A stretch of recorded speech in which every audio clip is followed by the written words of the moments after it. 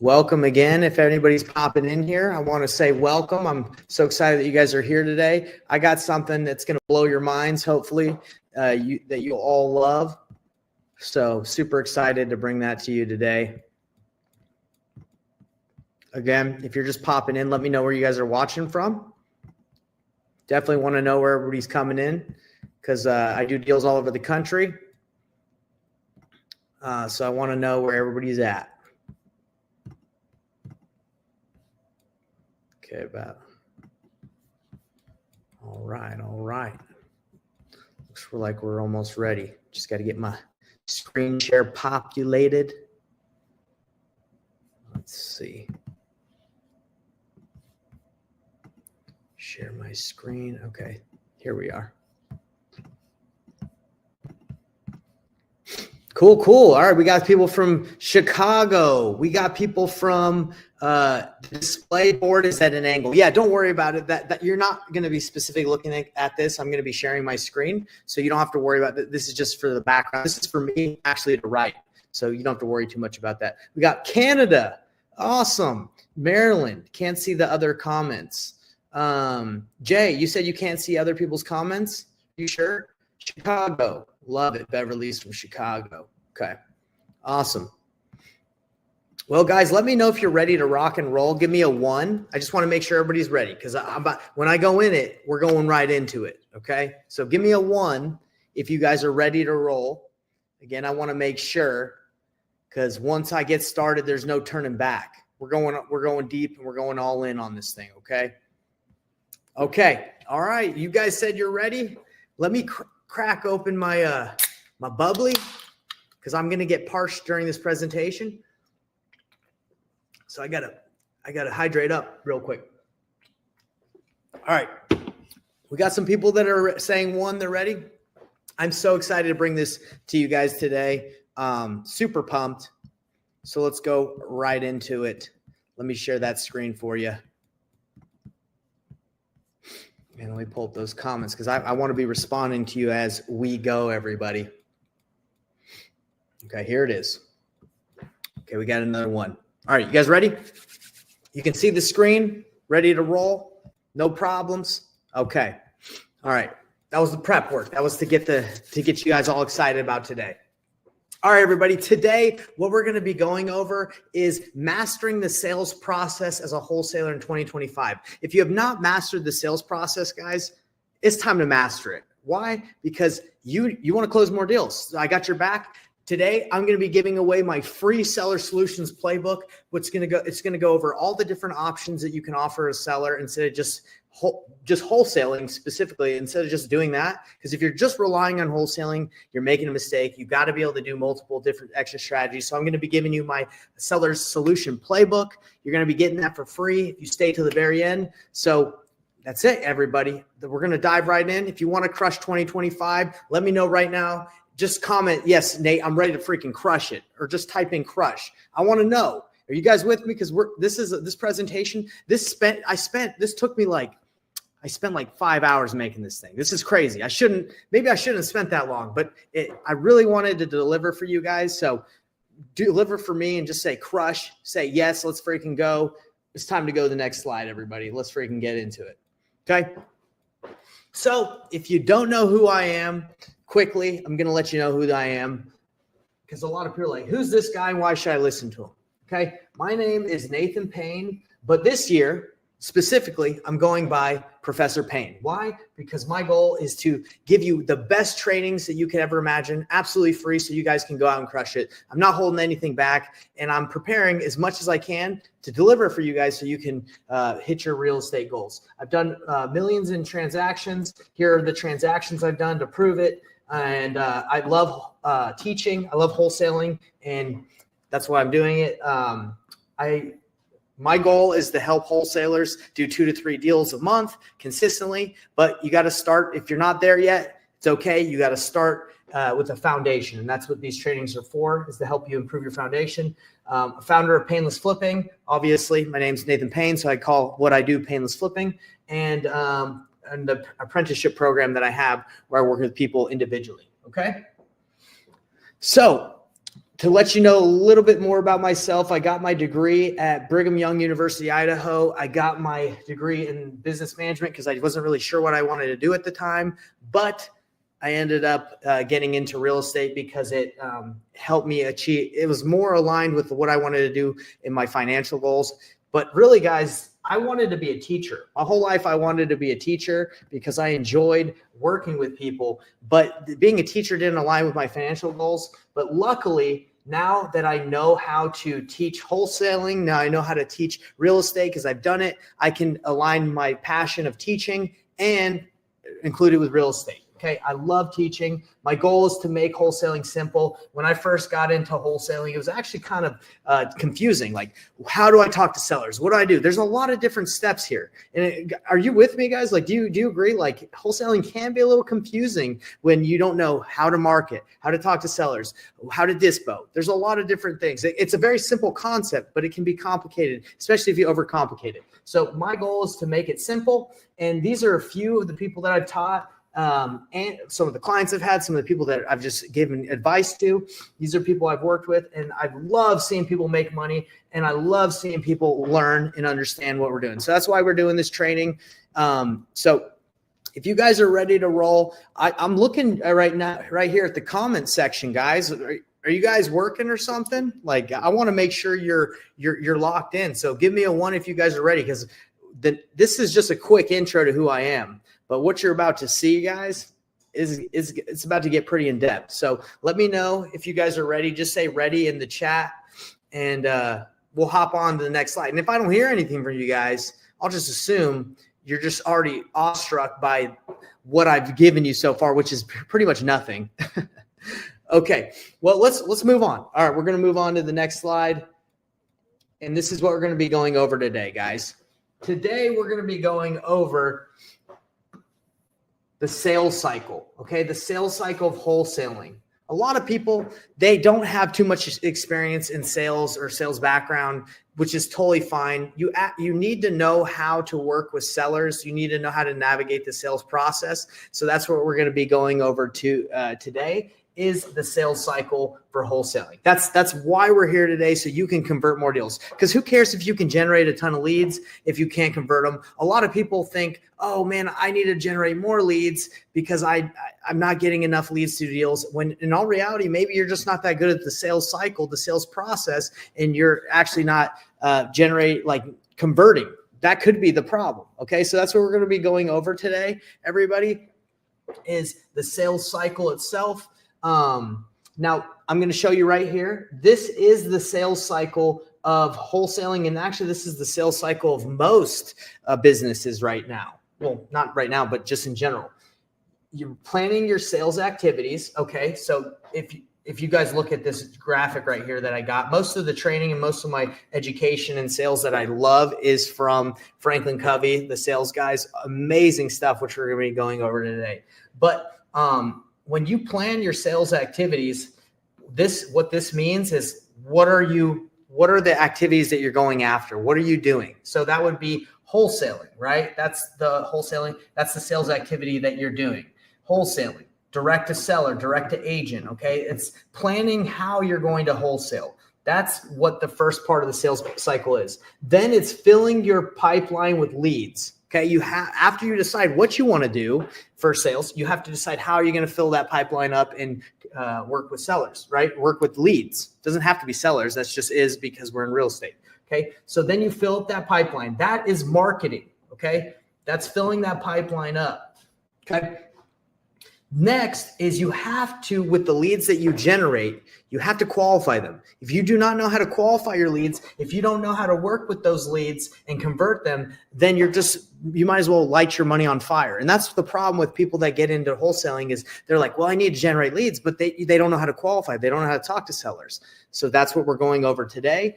That's going to be the main focus of where we're going. Once you qualify the sellers, it's rinse and repeat. Win more consistently. You have to get better at this process. Does everyone understand what I'm showing you guys? It's a sales cycle of knowing what you're doing for your sales activity, generating leads, converting them, and doing it over and over and over again. Okay. Today, specifically, we're going to be focusing on qualifying leads. I'm not going to be going over how to generate leads because there's so many different ways to generate leads and fill your pipeline.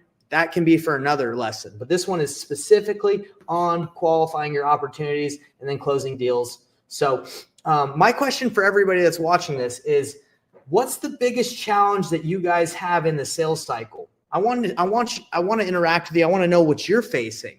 Okay. What's the biggest challenge that you have in the sales cycle? Is it knowing what sales activities you want to do? Well, if you're here, you probably know you're trying to wholesale, or you're trying to fix and flip. You're trying to just get those opportunities to do the deal, right? The sales activity. If you're here, you probably know what sales activity you want to do. Okay. Are you struggling with filling your pipeline with qualified opportunities? When I say qualified opportunities, that's people that have a house, right? Right. That's as much as we can know at this point when you're generating leads. People that have a house and people that want to sell. Okay. Are you struggling with that most? Is that your problem? Or is it qualifying them and not knowing the best way to convert them? Let me know. Okay. And then obviously, if you're good at all three of those, you're winning more consistently and you're doing it. Okay. Let me know in the chat. Let me know, guys, if which ones you think you're facing, is the biggest struggle for you guys. Okay. Man, I don't know if my internet's working or not. Are you guys there? Maybe hold on. Let me see. I feel like you guys are sleeping, or maybe it's just my internet. I don't know. I see there's people in there, but I don't know if you guys are with me. Is anybody there? Give it 1, 2, just say something. Anybody? I can act like there's some people there. That's fine. Oh, okay. NB, you're there. Yes, you're there. Okay. Well, guys, what do you think? What is your biggest problem in the sales cycle of wholesaling, right? And if it's okay if you guys are like, hey, I haven't even wholesaled yet. Like, I don't even know what a sales cycle. That's okay. At least you let me know where you're at, because again, I want to gear this training more towards you all, so I know how to make this the best lesson possible. I'm not just yapping up here. I want to make sure you guys are doing. So NB, Wellington, where do you feel, and if you're not there yet, where do you feel like your problem would be? Would it be in knowing how to have conversations with sellers? Would it be in filling that pipeline? Where do you think that problem would be? Let me know. As you guys are typing in, and anybody that's going to be watching this in the future, type it in. Let me know, because I do read these and I'm going back, and I do make sure that my future lessons are geared around what you guys need. Okay. So most people believe that generating leads is the main issue. They're like, man, I just need more leads. I need more leads, right? Because I'm not closing as many deals, so I need more leads. Guys, what I found that the main issue is people are not good at converting and qualifying leads. They're not good at having those conversations, okay? I know you think you need more leads, and more leads is always important. It is. But if you do not know how to convert them, there's no point in generating tons of leads, especially if you're spending money, okay? Because if you can't have those conversations, which I'm going to show you today, like the right process, the right way to do it to feel comfortable, then again, it could be a complete waste of time. Let's see. NB says filling the pipeline and negotiating a deal with the seller that I can still wholesale. Okay, so agreed. I would say most of the issues people have are right here in the sales cycle is filling the pipeline and converting, right? Like if you know the sales activity you want to do, it's pretty simple. And then winning more consistently. If you're good, you're going to keep doing it, right? So agreed, right? That's the main issue. But I would say let's focus on qualifying opportunity, because there are opportunities everywhere, right? That you can fill the pipeline. You can do direct to seller, direct to agent, direct to wholesaler. There's so many different opportunities, but can you convert them? All right. So that's where we're going. And sorry if I'm just beating you guys, but again, I don't want to just be talking up here. I want to make sure I'm helping you out. So if you guys are with me, give me a 1 in the chat and just let me know you're with me, because we're going to the next slide, and I'm going to make sure that I'm delivering and coming with the energy. So give me a 1. MB, appreciate you Beverly, thank you, Beverly. Awesome. Good to see you. All right, let's go to the next one. Next slide, where we talk about the types of sellers that you can work with. Okay, there's a lot of different sellers you can work with, everybody.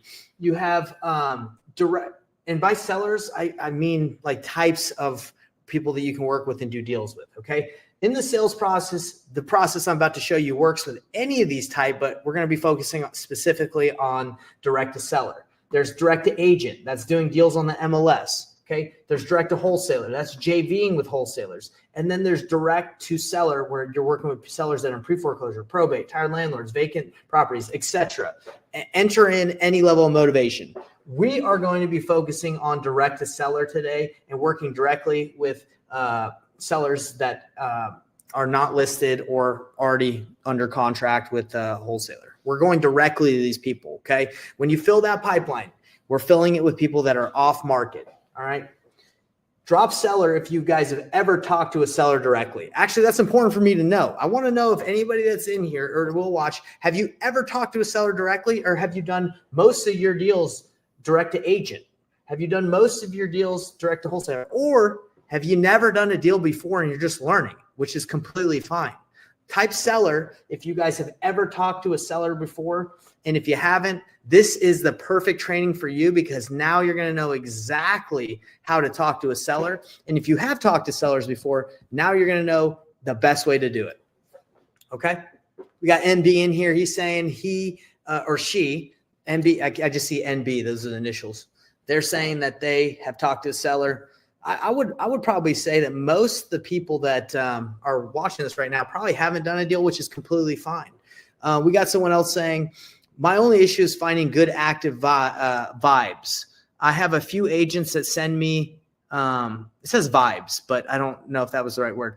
I have a few agents that sent me some off-market properties already this week, but I had to pay because I need buyers. Had to pay to paid. Not 100% sure what you mean by that, John, but it looks like you are saying that you work direct to agent, which is cool. That's definitely cool. We got another one saying to get a seller, deal, and buyer at the same time, the best way to close. Okay, that's what Wellington's saying. He's saying that what he's struggling with is to get a seller deal and a buyer at the same time, and the best way to close it. Well, again, we're going over this. Wellington, you're going to be know exactly at least how to have the best conversations with sellers. And if you do deals the painless way, like I do it, you can find buyers the same time that you're working with a seller, even if you don't have it under contract, because that's the best way to do it, instead of just waiting, getting under contract, and then trying to find buyers. If you can do it simultaneously by having great relationships with buyers, leveraging them to help you in the negotiation, it's just a full-blown process that's good, okay? All right, guys, thanks for the participation. I'm loving it. It's picking up. The participation is picking up, and I like that. I love it. All right. So next slide, everybody. Why sales skills matter. If you guys are watching this presentation and you're like, look, I'm snoozing, Nate. Why do sales skills even matter? Who cares about that stuff? I don't need to know that. I'm going to tell you why it matters, because I have a story. All right, guys. When I came from door-to-door sales and went into wholesaling, I thought I was going to crush it. I absolutely thought I was the man at selling. I was like, oh man, I did door-to-door sales for 6 years. I sold tons of accounts. I was one of the top reps in the company. Yeah, I got this. I know how to sell. So I had a lot of sales experience, right? When I was 19 years old to 21 years old, I went on a mission for my church where I talked to people about Jesus for 2 years, got a lot of no's. So that's not technically selling religion or sales, but I would say I was good at talking to people, overcame the fear of talking to people. Then from 21 to about 26, I did door-to-door sales while I was in college, and I ran sales trainings, and yeah, it was good, and I would go sell. So after door-to-door, after college and door-to-door sales, I quit that, and I went right into wholesaling, right? And I had no experience with selling homes or talking to sellers, and I thought I was going to crush it. I'm like, oh man, I'm going to be good. I know what I'm doing, guys. Nothing could be further from the truth. When I moved into wholesaling, I struggled bad because when I was talking to sellers, I was trying to convince them that they should go with a low cash offer. I wasn't saying, hey, go with a low cash offer. I was saying, hey, you should, we can buy your house. It's fast, easy, and convenient. And we pay all your closing costs and you don't have to worry about anything. And I was pitching that to everybody. When I was cold calling, and they're like, get lost, dude. Or like, I'm not interested. And I was sitting there like, what in the world's going on? I thought like, people don't want me to buy their house. They're not interested. I didn't get it because I was number one, when I was filling my leads with my pipeline with leads, I was filling it with people who were not the right people. Right. I was trying to convince everybody that they needed to sell. Right. But what you realize is you have to find the right opportunity and you have to have the right conversation. So my sales skills from door to door, when you knock on a door and you try to convince someone that you can give them a better deal, does not work, right? It does not work in wholesaling. The traditional way of that a lot of people were taught, at least I was taught, where you can convince and sometimes even pressure tactics didn't work. So I had to learn a better way to sell, right? I had to learn a better way to understand how to help people succeed and accomplish what they're trying to accomplish with their goals. Okay. So and what we're about to get into is the sales process. If I would have known this sales process I'm telling you right now, I would have crushed both wholesaling in the beginning, which I eventually learned it. And I would have crushed door to door, even more than I did on door to door, right? But yeah, if I would have known that. So let me ask you guys, drop a 1 if you've ever felt this in the same situation as me, where you're like, oh, I'm good at talking to people. I'm good at sales. But it just hasn't worked out for you, or it didn't work out until you try to improve your sales ability. Let me know. Give me a 1 if you've been in that situation where you're like, you thought you had the skill set and you were just going to close everything. And now that you're in wholesaling, you're like, oh man, this isn't what I thought it was. This is a little harder than what I thought. Let me know. Give me a 1 because I'd love to hear your guys' feedback. Okay.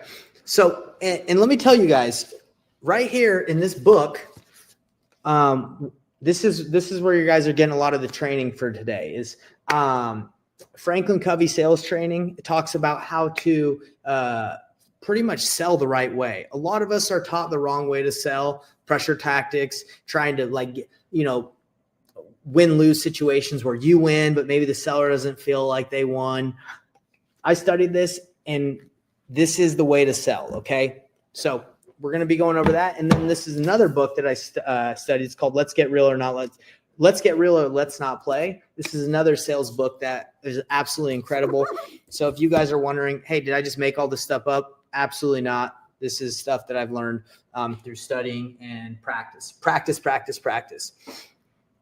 So let's dive into the next slide. So what is this sales process I keep on talking about? Okay. Why is it so important? Okay, so I call this the painless sales process, all right? And I call it the painless sales process mainly because it is painless. It's very transparent, okay? Transparent, there's no pressure. Who wants to sell? Who would like to sell like that, where there's no worries? If it works out, great. It's just a really chill way to sell. Like, hey, if this works out, great. If not, no problem. Who would like to feel like in a position where they're not so concerned if they said something right or wrong, or if they the way we sell and the way I'm about to teach you is you completely throw your hands up and you just say, hey, we're just here to see if this makes sense and we can work together. There's no problem. If this doesn't work out, that's okay. I can point you in the right direction. Okay. So you take yourself outside of like, hey, I have to win this deal. I have to crush this. I have to get this. And you say, hey, I'm here to help the seller succeed. I'm here to help them have the best option. And if it works out that we work together and it's a win-win, I'm really happy. That's how I've changed my sales technique over the years. And it's changed the way I interact with everybody. Everyone I try to talk to, I'm looking for a win-win scenario, not a win-lose where I win and they lose, or I lose and they win. It's always win-win, or you walk away, or it doesn't work. If you are going to win big on a deal and the seller's going to lose really bad, but you're like, whatever, I don't care. You walk away, right? Because it's not worth it. It's not worth it to take advantage of people. It's not worth it to do things the wrong way. You got to do it the painless way. You got to do it transparent. You got to do it right so you can sleep well at night and feel good about what you do. Okay. So guys, give me a 1 in the chat if you're like, yeah, I want to sell like that. I want to be transparent. I want to feel confident. I want to feel happy and not freaking concerned. And what's another word? Bad about what I'm doing or anxious. Guys, I used to feel super anxious about the way, like, oh, I hope this works out. I hope they don't back out of me, or I hope they don't talk to another buyer or another wholesaler. Now it's like, dude, I'm going to work with them and they're going to work with me because they trust me and we like each other. It's not because I force them to do anything. And I'm going to explain why that's so important. Okay. Because if you feel like you're walking on eggshells all the time and you're like, oh man, I hope no one tells them that they can list their house for more money. That's the wrong way to do it. Okay. It's never going to work out. At least you're not going to enjoy the job. Okay. All right. We got NB saying 111 NB wants to know how to do this. So let's get right into it. All right. So the painless way it's a simple way to help sellers feel confident with working with you and you can close more deals. So guys, what we're going to be covering in the next couple slides is enabling decisions. This is some of the terminology from the training of Franklin Covey, but you want to enable the seller to feel like they can make the best decision possible. Not what's the best decision so you make money, but what's the best decision for them to succeed. Okay, so that's the number one. You want them to succeed by helping the seller feel comfortable and addressing any concerns that they might have. Let me ask you guys questions as I'm doing this, going through this. Why do sellers hesitate? Why are sellers so hesitant to answer your call or work with you? What do you think? Why do you think sellers are hesitant to work or give you information? Number one, I'll tell you, for me, and I would love to see what you guys think, is they feel like people, if they give you too much information, you're going to take advantage of them, right? And the problem is they don't trust you. They don't trust really anybody because they think everybody's trying to take their money, take their house. Okay. So trust is a big issue. And that's a big issue in life in general. Like, how many of you guys see stuff on social media and you're like, see some guy driving a Ferrari and you're like, I don't even know if I can believe that. I don't know if I trust that that's real. It's hard to believe things these days. Like even if you see it with your eyes, you're like, I don't know. Is that AI? Is that even real? So I think trust is a big issue. What other issues? What other things make you guys think sellers hesitate? Type it in. So the next strategy or the next part of the painless process is win fast, lose fast. You have to qualify leads quickly. Okay. And you have to get them in or out of your pipeline as fast as you can because you can't be wasting time. When I first got started and I had like 1 or 2 leads, I would hold on to that lead with all my might and I would be wasting time because it just wasn't the right time, but I was trying to force it.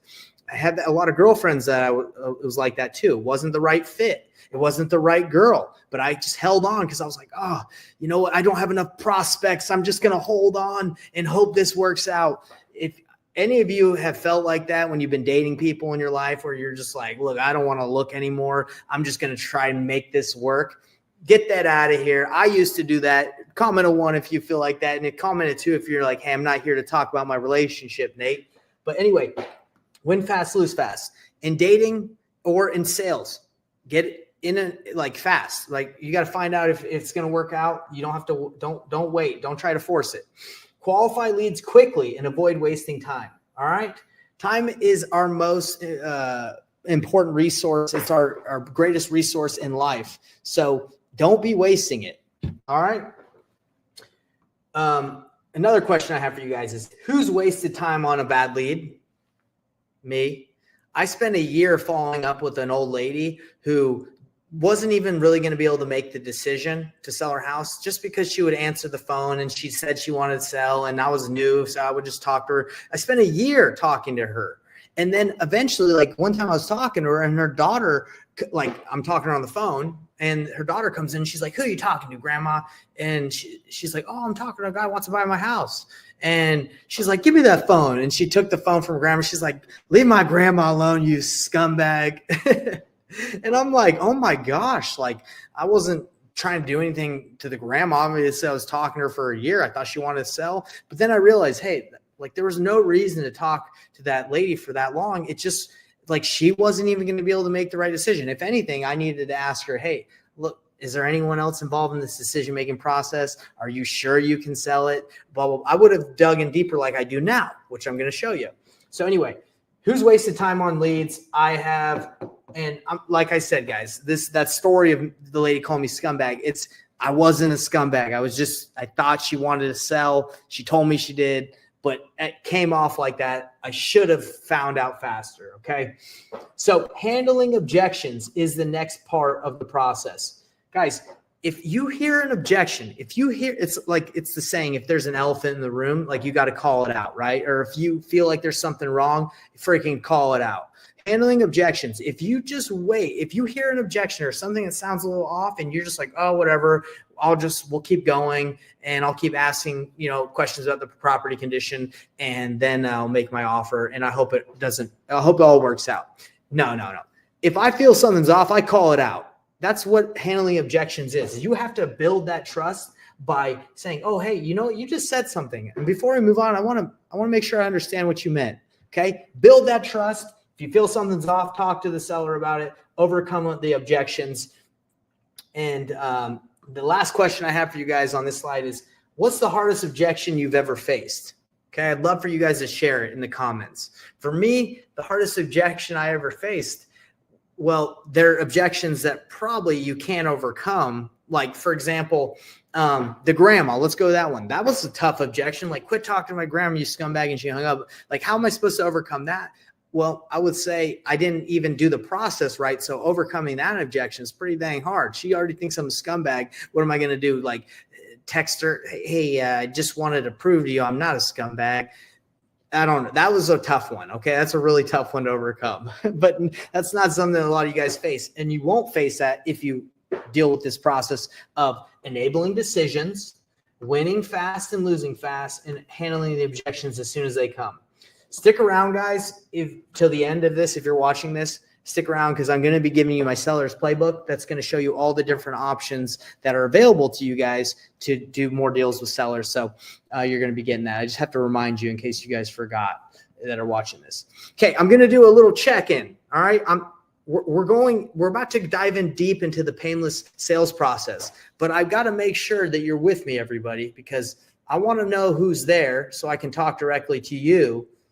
Because again, this is for you. So give me, just type in the word here if you're watching this. Okay, if you're live, and if this is live, you're watching it in the future in an encore recording. Just type it in too, because I read these. So type in here. Okay, Beverly, good to see you. Lisa, oh Lisa, love it. Jawan here. Okay, let me ask you guys before we move into the next slide.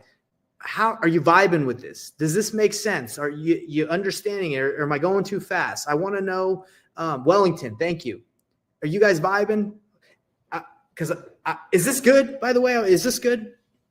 Jawan is on YouTube first. Okay, perfect. Now I'm glad you're in here. Makes sense. Okay, you liking this so far? Do you feel like this resonates with what you want and you need? Like, do you feel like being transparent and being open and honest and having integrity and listening to sellers and not pressuring them and feeling good about what you're doing?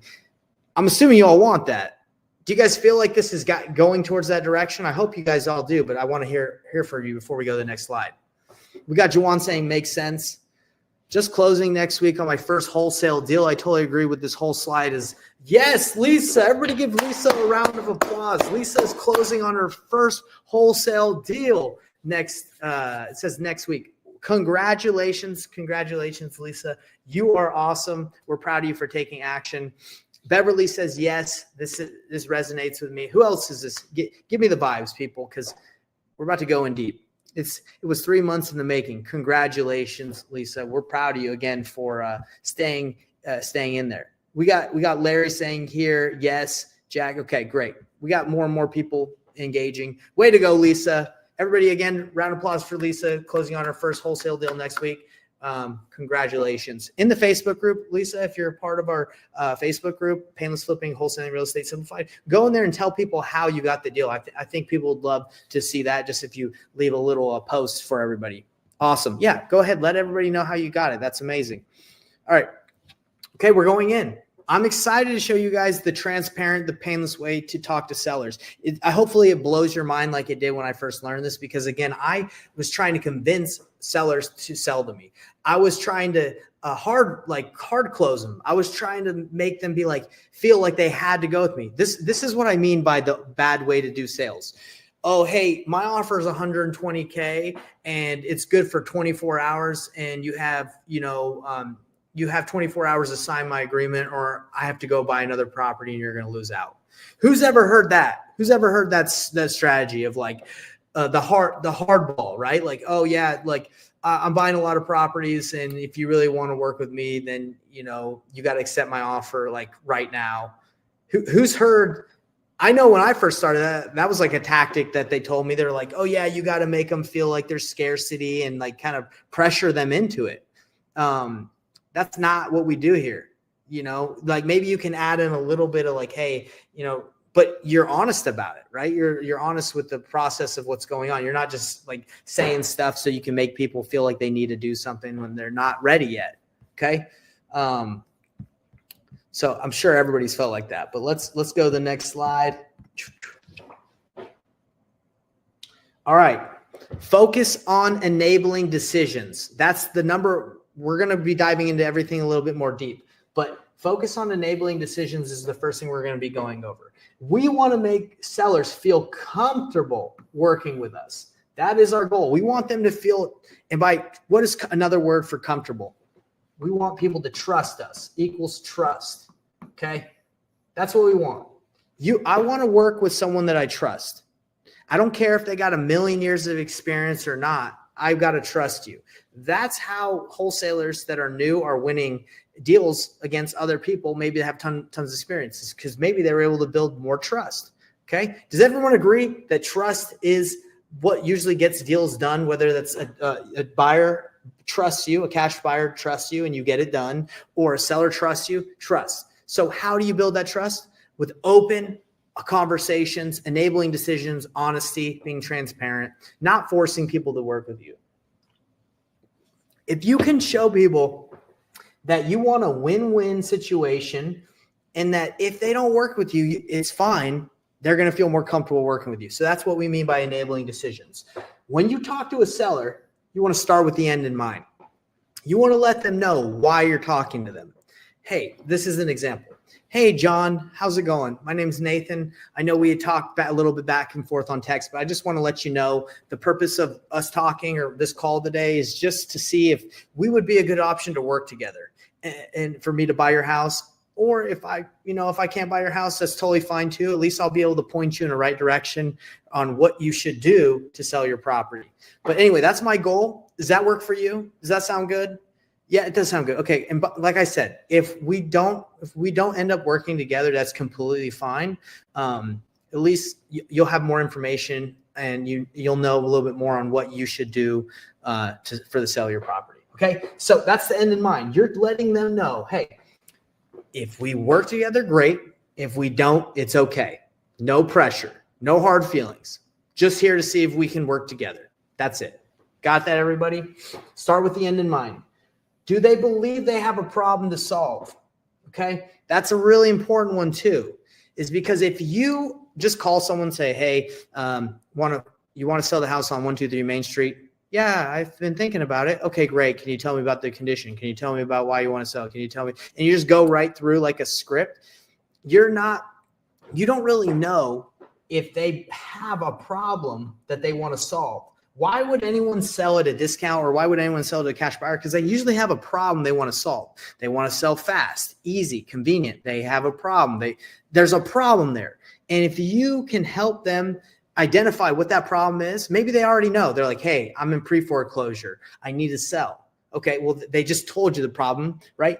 But you want to make sure that that it's actually a problem, right? Because let me give you an example.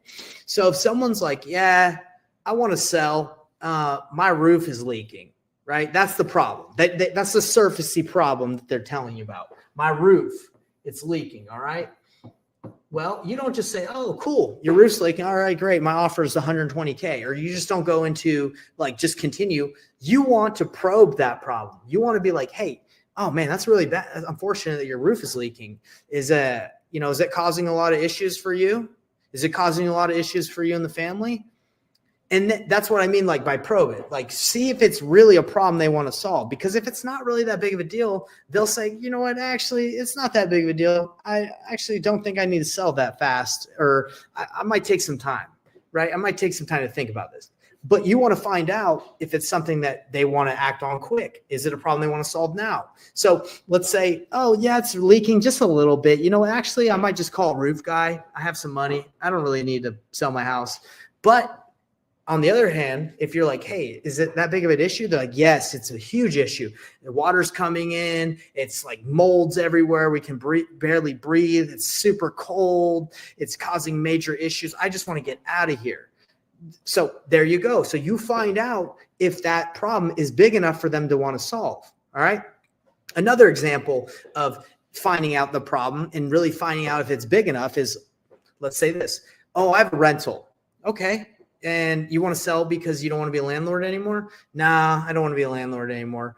Well, why not? You know, you obviously bought it I'm just curious, right? I just want to understand the situation. Why do you want to sell? You obviously bought it because you want to be, have some rentals. Oh yeah, I got into it because, I wanted to make some money, but it's taken up a lot of my time and I'm just kind of don't want to deal with it. Okay. So you don't want to deal with it? And they're like, oh, actually, I don't know. Like, it's not that big of a deal. I might keep it. I'm just kind of exploring my options. Okay. Then you're finding out if it's really that big of a deal. But if you're like, oh, you might want to keep it, you might not. Oh, no, honestly, the tenant is terrible. It's just been super annoying. Every tenant I've had there has been an issue, a problem. Every time they move out, I got to pay money. I'm losing money. I'm bleeding. Like, I'm spending a lot of money. I'm throwing away good money after bad. Then you're identifying if that issue is really that big of a deal. Okay. I kind of beat this one up really good because I'm telling you guys, this is really, really important in the sales process. You got to let them know why you're talking, and you have to help them understand and believe if they actually have a problem that's big enough for them to do something about. Because if there's not a problem big enough for them to do something about, they're just going to drag their feet, and you're not going to get a deal. Right. So one last example. And then I want to ask you guys if you guys are vibing, if you guys understand what I'm saying. Seller, you're talking to a seller. They say, I have a giant house and I'm thinking about downsizing. That's their problem. That's why they're talking to you, because they're like, I might sell. I got a big house. I'm thinking about moving into a smaller house. Okay. Does that sound like that big of a problem? Not really. Does that sound like something where they're going to really act fast and they're going to be like, yes, I will sell. I need to take care of this thing. Now, I'm not saying you can't work with that person, but it's not going to be the typical person that we work with necessarily that's like, yes, I need to go. They're like, oh, yeah, I have a lot of money. I don't need to downsize. It's just something I was thinking about. So then you take that problem and you say, okay, so it doesn't seem like that's that big of a deal to you then if you sell or not. Nah, I'm just talking to you because you called me. Oh, okay, great. Then you're identifying if that is a motivated seller or if there's really a problem that you can solve.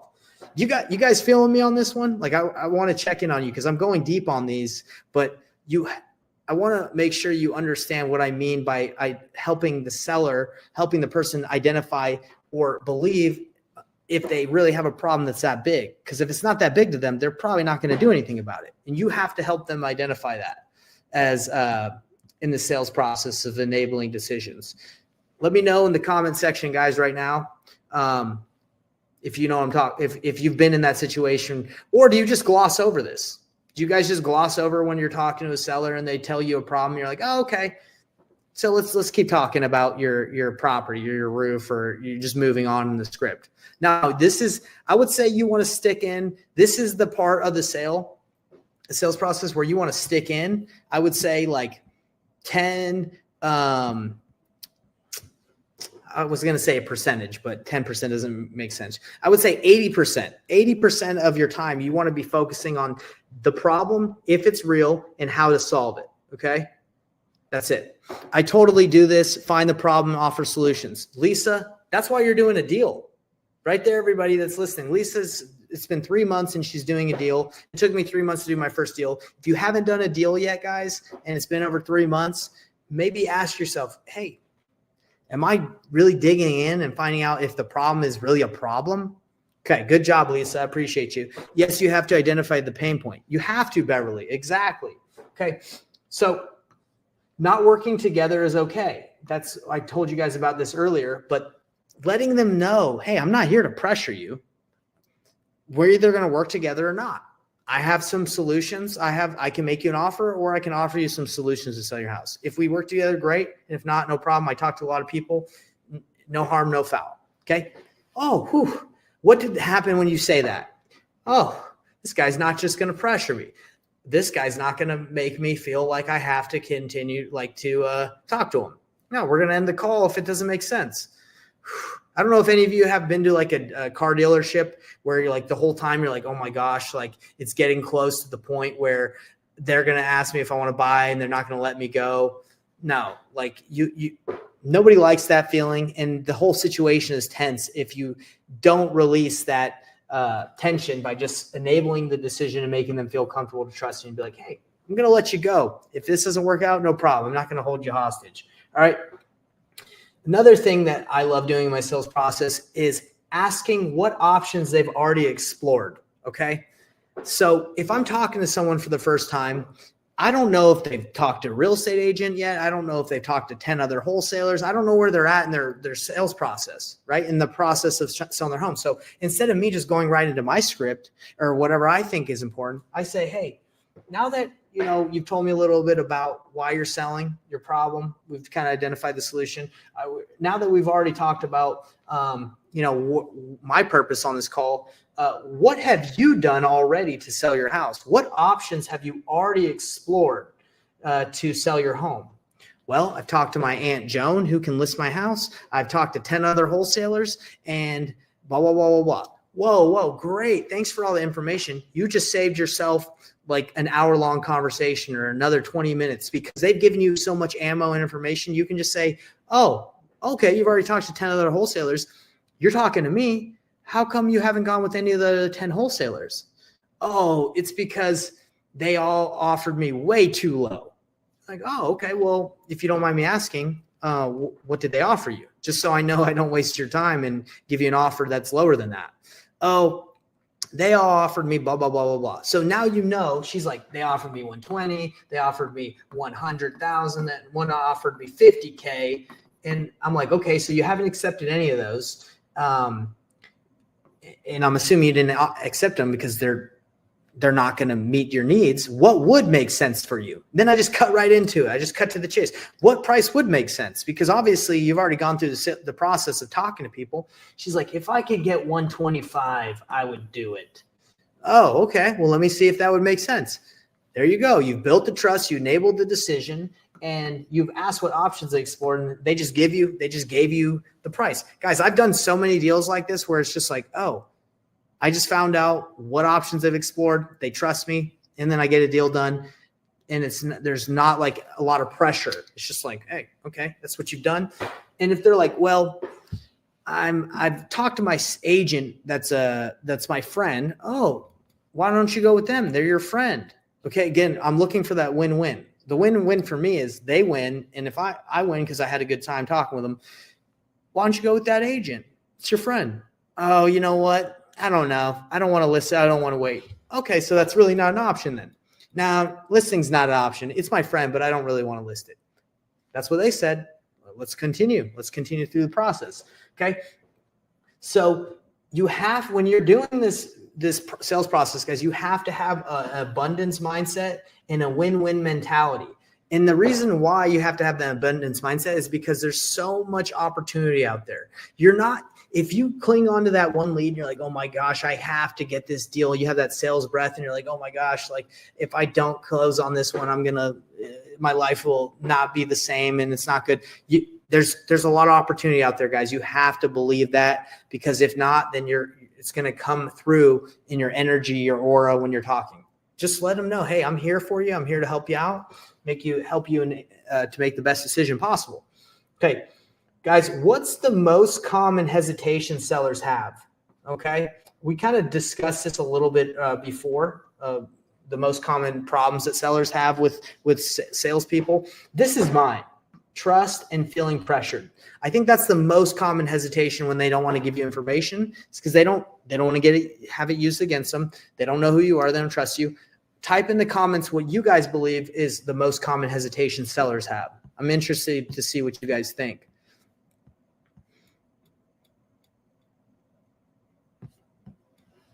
What do you guys got for me? Ooh.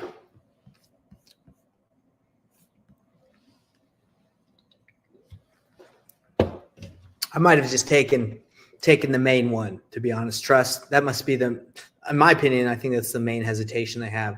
They don't know you. They don't trust you. Type it in. Let me know what you guys are thinking as we go. I'm going to go to the next slide, but I hope you guys are with me here. This is in-depth training, I know, but it's good. This is going to help you guys close more deals. We got Jawan saying, trust. We are strangers calling in their mind. Most of the hesitation I have, someone else has reached them first. Okay, someone else has reached them. Understand uncertainty about the process. Perfect. That's why starting with the end in mind, Beverly, is so important, because when you let them know the end in mind and what you're trying to do, they might feel a little bit more comfortable about that process. Not completely, but enable the decision. They're going to feel a little better. Letting them know, hey, this is where we're going. And if it works out, great. And if we don't work together, that's okay. But at least I'm going to point you in the right direction. Okay. All right. Win fast, lose fast. We talked about that. Okay. You have to move quickly through your leads, guys. Like I was telling you, when I was dating a lot, I would hold fast to the girlfriends I had because I didn't want to go look again. I wouldn't say I was lazy. I just didn't like the process of looking. You might feel the same way in sales. Like, oh, I don't want to generate more leads. I don't want to prospect anymore. Let me just try and make this square peg fit in a round hole. Let me just try and make it work. That's not how it works, guys. You got to win fast, move quickly, and win fast, lose fast. Qualify the leads fast. Get to yes or no. Are we a good fit to work together? Do you want to sell your house? Yes or no? No, I don't. Oh, yes, I do, but I'm not sure if I have all the time in the world. I don't really need to sell that fast. Okay, well, you don't? Boom. Okay, well, maybe we can follow up. Here's my information. I'll put you in a drip campaign. You want to work with the hottest leads. Avoid wasting time on unmotivated sellers. I've done it, people. You can spend a year following up with someone that's unmotivated. That doesn't make it worth your time, okay? Follow up with hot leads and keep momentum going, all right? I've already told you about the story with the grandma. Have you guys ever wasted too much time on a unmotivated seller? Comment waste wherever you're watching this, whenever you're watching this. I want to know if you've wasted time on a seller like I have. And I got way more stories than the grandma. Guys, when I was first starting, I would waste time with everyone because, again, I had limited leads. So I was like, I got to make this work. Don't do it, okay? It's better to spend your time prospecting and learning how to generate more leads than waste time on someone who's not motivated after you've had these conversations, okay? Let's see. All right, everybody. So the next thing is overcoming objections. All right. We all face objections, especially people that don't do this process. You're going to get a lot of objections, but you have to slow down when you hear something that doesn't sound right. All right. Everyone's felt that when they hear something and they're like, did I hear that right? Okay, never mind. I'm just going to keep going because whatever. I don't want to stop the momentum. No. Handling objections the painless way. What are yellow lights? That's what we're going to be discussing today. This is technically a yellow light, but what does it mean in the sales world? Yellow lights are concerns or hesitations that can slow down or derail your deal if not handled properly. Okay. Again, if it feels off, call it out. Okay. When you notice a yellow light, slow down, everybody, and explore it. When I say, I'm going to say this, and hopefully this makes sense for everybody. You have to slow down sometimes to speed up. Okay. If you just keep going, if you don't slow down, the the car is going to stop completely eventually. Like if the deal goes south or something, like if it doesn't work out because you didn't slow down. If you just keep going, there's something that probably can derail the deal. But if you slow down, eventually you're going to go faster, slow down to go faster, because you handled that objection and you handled what was going on. Okay. So that's what I mean. If you notice a yellow light, if you notice something off, talk about it. Okay. That's what friends do. If your friend comes in and is like moping around, like, oh, all sad, and you're just like, I'm not going to ask. Who cares? You wouldn't do that with a friend. You would say, hey, what's going on? You don't look too good. You look sad. What's up? Same thing with yellow lights. If you feel something off, freaking call it out. All right. The 3-part response for yellow lights. Okay. Use a softening statement. Slow the conversation down. Okay, this is how you're going to slow the conversation down. You can say, I have a concern, or maybe I'm a little confused, or hold on, maybe I didn't hear something right. Whatever, insert whatever. You're just slowing it down. Okay, state the concern clearly that you have. Okay, hey, maybe I didn't understand. Be direct without being pushy. You said that you currently aren't sure where you will go if you sell the house. Or you said you said you were just taking offers right now. Okay.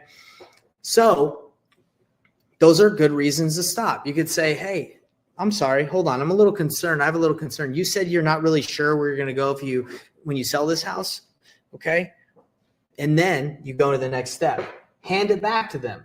Okay. After you let them know your concern, let them hand it back and say, what do you think we should do? What would happen?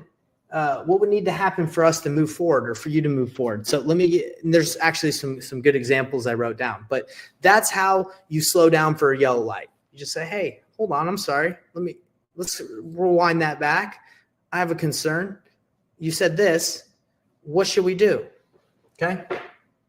So, and I'm going to give you guys some live, some like real examples of what this looks like. So you're not if it's confusing. So common yellow lights in wholesaling and how to respond. I need to talk to my family first.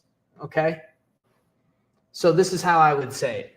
I completely understand selling a home is a big decision and it makes sense to involve your family. Totally get it.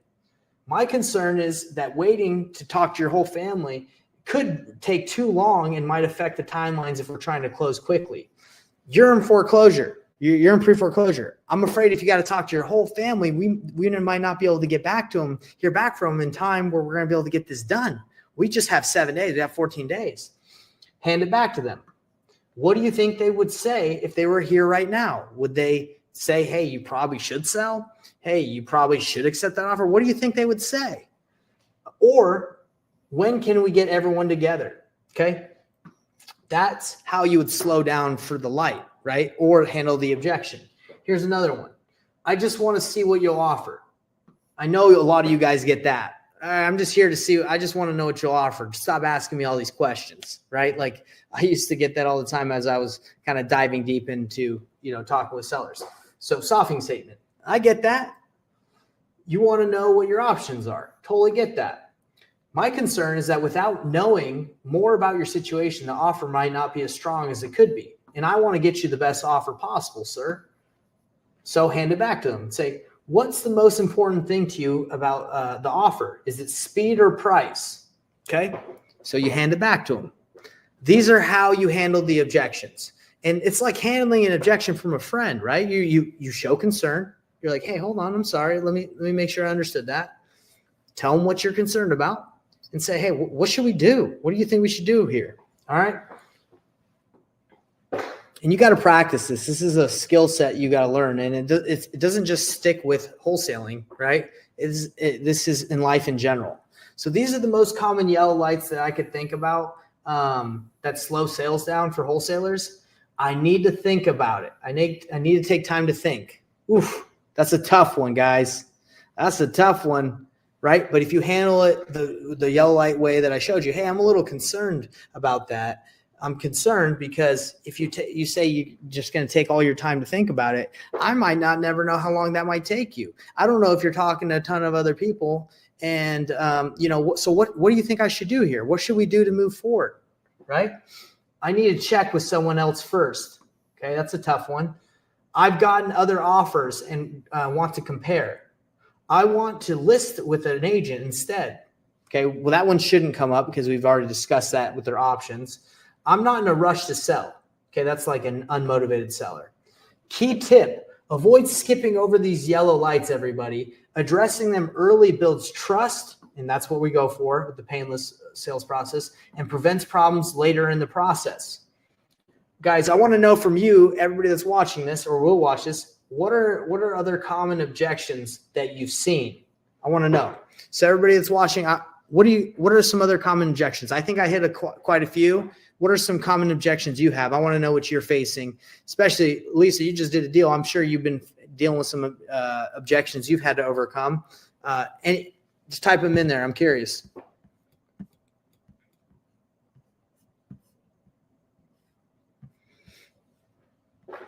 I have better offers. Okay, that's a good objection. So let me show you how I would overcome that with the yellow light process. Okay, that we're talking about. So if you're talking to someone and they say, I have better offers. Okay, hold on. Let me just get in the slide. Let's use the softening statement process. Okay. So you're talking like, but this is after you make the offer. I usually don't make the offer until I've gone through the whole process and understand the situation. But let's just say you've done that and then you give the offer and they're like, oh, hey, I have better offers. You could say, hey, I totally understand that. This actually might not work perfectly because you've already given your offer, but I'll tell you how I would overcome this objection. Hey, I totally get that, but I am a little concerned. I'm a little curious. On those offers that you've already received, are those like, do you feel very confident in working with those people? Like, do you think those are legit? Because unfortunately, like what a lot of people do sometimes is they'll make offers that are higher just to get people to sign the agreement with them, and they string them along, they waste their time, and then in the last minute they try to renegotiate.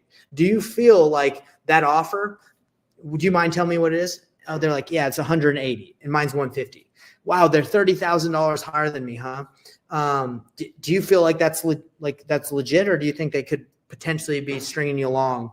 I know Open Door does this a lot. They actually did it to me. They offered me a certain amount just so I would sign with them, and then later they lowballed me. It's very frustrating. Do you feel like that could happen to you? And I would have an open and honest conversation with them about it. If they're like, no, I feel like it's legit and I trust them. Well, there's not much I'm going to be able to do or say if they feel good about it and they trust the person, right? But I would say, hey, I just want to verify if you feel good. And if they're like, you know what, I don't know if I really do trust the person. Like, could you come up and give me a little bit better of an offer? Maybe we can work together. Then I'd say, okay, look, I think I could probably come up a little bit, like knowing that I'm at 150. And again, I don't make my final offer. I'd just say, well, I don't want to say I don't make my final offer. I would say I don't want to say the price because I want to have them talk first. I would say, knowing that I'm at 150 and they're at 180, like where do you think it, how low or how close could you get to my offer? I could get to like 175 or 170, and then you can have that song and dance, that negotiation, right? But Lisa, I don't know if that was helpful, but that's how I would probably handle if they said they had better offers. I would attack the problem head on instead of just being like, oh, okay, well, let's keep talking or let's not talk. I would say, hey, let's talk about those offers you got. I'm curious. Did they come from, people that you feel like are legit? Okay. So hopefully that was helpful. I love this one. I'm not in foreclosure. I'm not in foreclosure. Yeah, that's a really good one. I'm not in foreclosure. You know what? A lot of the time that happens when you're calling people on the pre-foreclosure list and they say they're not in foreclosure. I would basically say, hey, look, I totally get that, but I did get your information from that list. And so either something's wrong or maybe you missed the payment or maybe your bank just messed up. But I would definitely look into it.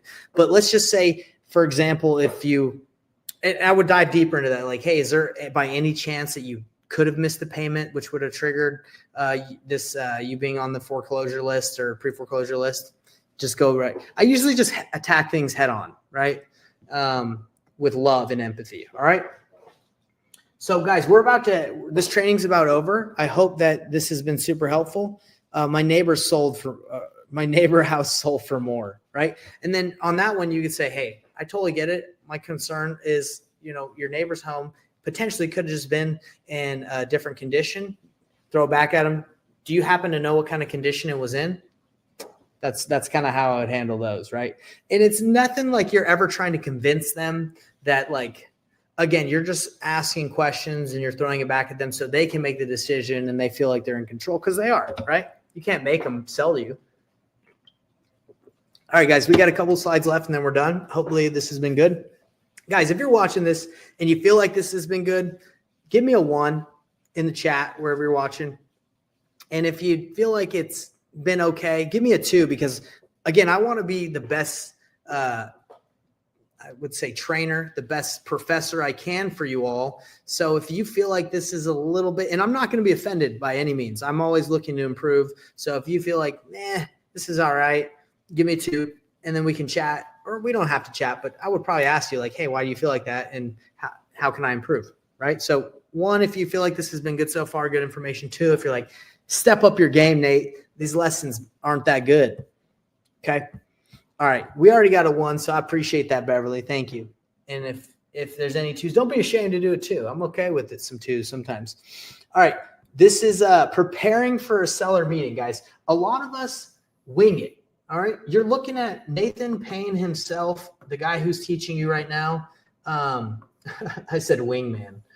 I'm a winger. I wing stuff, right?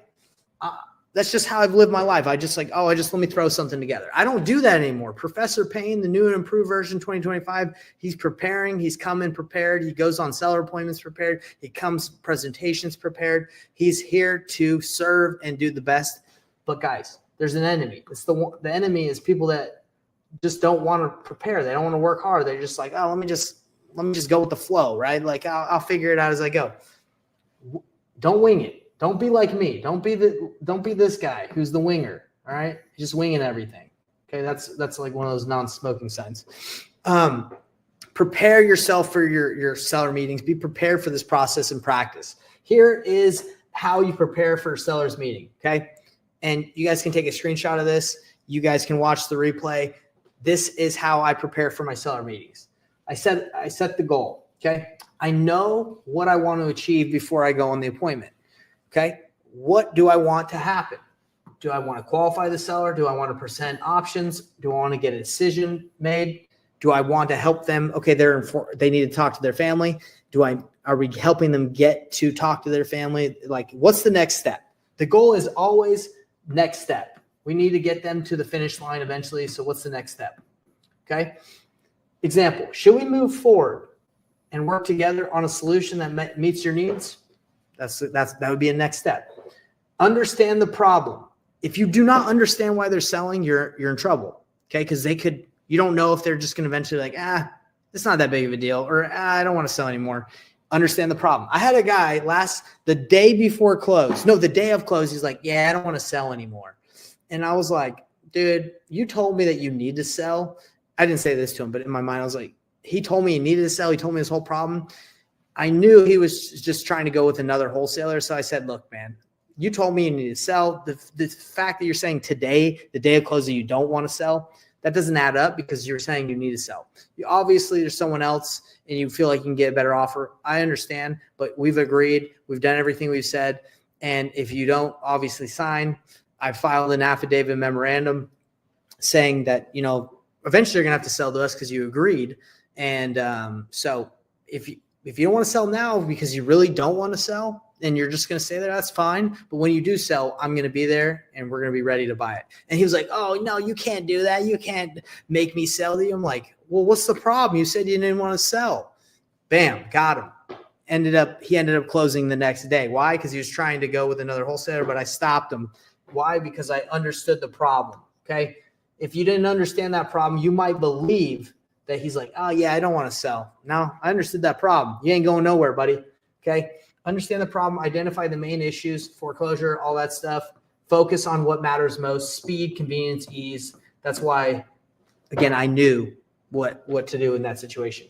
Prepare for objections. Okay. What we just talked about, what you guys all wrote, prepare. If you know they're in pre-foreclosure and there might be some objections like, oh, I don't know how to get a hold of my bank information. Oh, there's a lot of people, if they're in pre-foreclosure, there's probably a lot of people talking to them. So be prepared for those objections. List common objections and practice the responses with a 3-part frame. What's holding you back from moving forward today? Oh, well, I have a bunch of different offers. Well, how long are you going to be accepting offers for?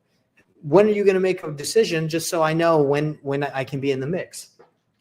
Precondition the meeting. We haven't talked about this, guys, but basically that's before you meet with the seller, you send a text explaining to them what you're going to be going over so they feel comfortable.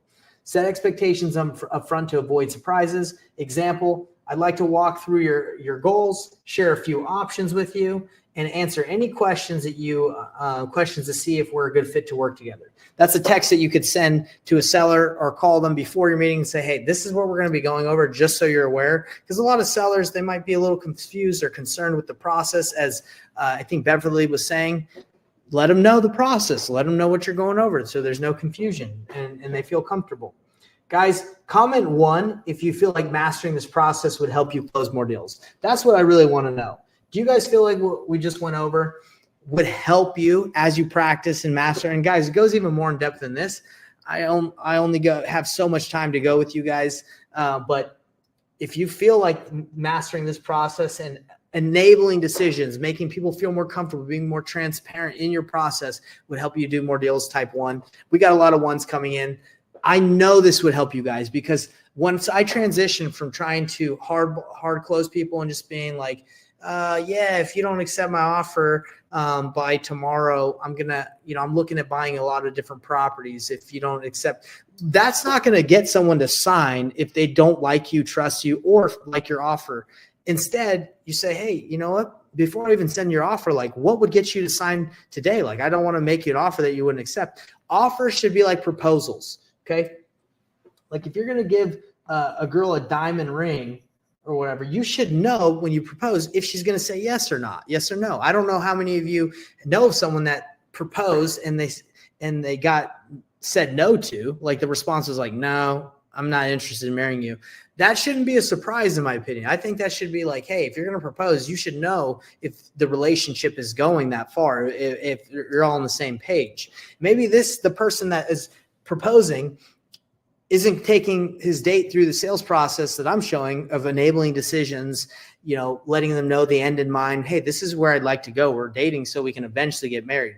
Maybe he's just jumping right into it and he's hoping he can find someone that will just say yes to his proposal. That's not how it works. Okay. So it's the same thing with offers. When you make an offer, you should know if they say yes or no. A lot of people just throw out crappy offers and they hope someone will accept it. You should know. Okay. It's going to help your sales process. If when you make offers, you already know they're interested or not. All right. All right, everybody. So we're wrapping up. So you all are going to get my seller's playbook for free. Okay. This seller's playbook goes over what questions to ask, what options can you provide to sellers, novations, wholesale, BRRRR. It gives you all the different options.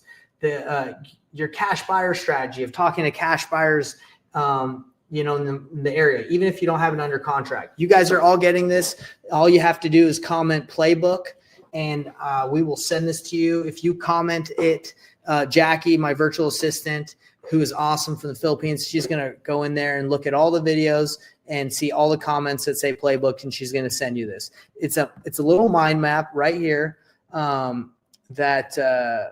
shoot, it logged me out. Whatever, you guys kind of see what it is here. It's just a mind map that has the playbook, okay? And then you click and it has nice, cool stuff coming on. Actually, let me, I'll show you guys what it looks like. Why not? I'll walk you through. I think it's pretty, I think it's worth it to walk you guys through what the playbook looks like. Okay, this says sign up. I don't want to sign up. I'm already a dang member. Log in. All right, let me log in. All right, hold on. Let me get in that playbook. A lot of here it is. Okay. So this is what it looks like. We got Wellington, Byron, Beverly, Pamela, Lisa, Jawan, I believe. Jawan L. NB, Beverly. We got a lot saying Playbook. So I'm glad you guys all want it. So this is what it looks like. Okay. It's a little mind map that I created. Seller Solution Playbook. It says, ask these questions. Okay. And then it says, depending on what they say to the questions and what their problem is, if they want speed, no time, want the highest price, depending on any of this, it tells you what options to offer them. Cash, seller finance, novation, house is currently listed. Obviously, you can't do a novation if it's listed. Cash, owner carryback program. So it gives you the options to offer depending on the questions. I tell people to start with a cash offer and anchor. Don't give a final offer. Just anchor them low and give them a range. Hey, I'd like to be within this and this in price. Then you go the painless cash buyer strategy. Hey, if it's close, if they don't accept your offer range, but if it's close, then you can say, hey, do you mind if I run this by a couple of my cash buyers?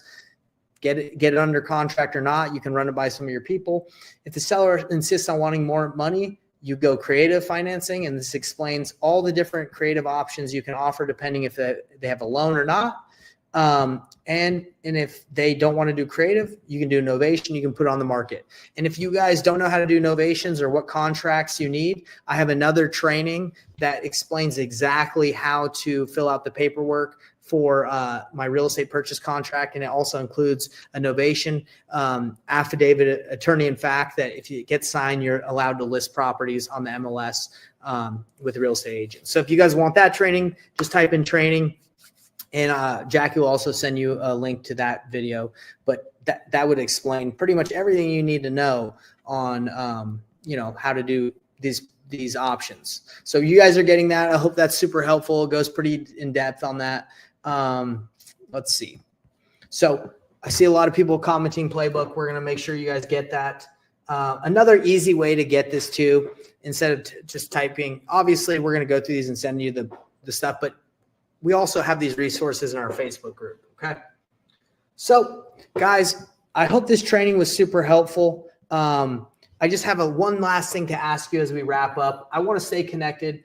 The greatest gift that you guys could give me is if you could, wherever you're watching this or any videos that you watch from us in the future, if you could like, comment, or subscribe. I know a lot of people ask about that in the very beginning of their YouTube videos. I'm asking at the end after trying to provide as much value as I can to you guys. This is what we're up against. I'm up against is I have these trainings. I want to give as much value to the world, but they don't show my stuff. Why do they not show my stuff? I don't know. I don't know if the algorithm doesn't like brown people. I don't know if it doesn't like my face, but a lot of my stuff doesn't get shown. All right. So wherever you're watching, if you guys could like, comment, subscribe. And the greatest thing you could do, obviously, is share my content, like this video, share wherever you're watching. If you could share, that'd mean a lot to me, guys. It would, okay? Because my goal, again, is to become the #1 educator in wholesaling real estate. And I believe I have what it takes, and I believe I can give a lot to people, but I can't unless I can get this in front of people. So I need your help. Join the Painless Flipping Facebook group. It's absolutely free. All these trainings go on there, and not only that, but we give you guys support. It's honestly like an amazing coaching program that doesn't cost you any money. Okay. And obviously if you guys outside of learning for free in the Painless Flipping group, if any of you guys are interested in working with me directly one-on-one in my apprenticeship where we do deals with you, we help you one-on-one. Again, this is not a sales pitch. This is just saying if any of you have watched this and you're like, hey, I'd be interested in seeing what that would look like to work with Nathan Payne, Nathan Valley, our team, for us to help you with deals. We have a deal right now that we're working with one of our students, Carl, where he stopped a pre-foreclosure. The house is getting foreclosed on. It was an auction date. We told him how to stop it. He stopped it. Now he's working with the seller. He's got the pictures. Now we're dispoing the property. Guys, if you want to work with us hands-on at the Painless Flipping Apprenticeship where we make it painless for you, just go to painlessflipping.com. There's a little survey where you can fill it out. And obviously, if you qualify, we'll reach out to you or you book a call. And the reason why we say if you qualify is because we can't handle that many. There's only so many people we can work with hands-on. I wish I could work with everybody in the world. But anyway, so if you guys are interested in that, just DM me or go to painlessflipping.com and fill out the survey. and we'll hook you up with that. I love you all. I really do. I know you might be like, hell, how does Nathan Payne love me? He doesn't know who I am. How does Professor Payne love me? It's because I really do, guys. My goal, again, is to help you succeed. I want you to succeed. I want you all to crush it. My goal would be for you all to do many, many deals this year. And if I could be a little bit of that in part of your journey, that would make me happy. Okay. So again, love you. That's why I put a heart here. This has been Painless Flipping. And this has been Nathan Payne, Professor Payne, teaching you guys. I appreciate you all. Last thing is like and help us out so we can grow and get this for more people. Does anyone have any questions or anything they want to say before we sign out? This has been the end of the training on how to crush it in 2025 with the Painless Wholesaling sales process. Any questions, guys? I'm going to leave it open to some Q&A if any of you do have questions. And again, if you don't, totally cool. Just let me know. Good info. Thank you. No, thank you. I appreciate you. Thanks for tuning in. It means a lot to have you on here for sure. Anything else? Congrats again, Lisa. Go and let everybody know how you crushed that deal and how you're closing. I want to know a little bit more of that, and I want everyone to celebrate you in the group. So any other questions before we sign out, everybody? And if not, it's totally cool. Hopefully this training was gave you guys everything you needed. And if you guys do want to watch this again, there will be an encore training tonight in the Facebook group where you can watch this again. It'll just be this recording. So if you want to dive in a little bit deeper, doesn't look like there's many questions coming through here. So again, love you guys, and we'll see you on the next training. We do this every Thursday, a deep dive into a specific training. If you have a specific topic you want to learn about, just let me know, and I'll prepare a dope training for you. See you guys.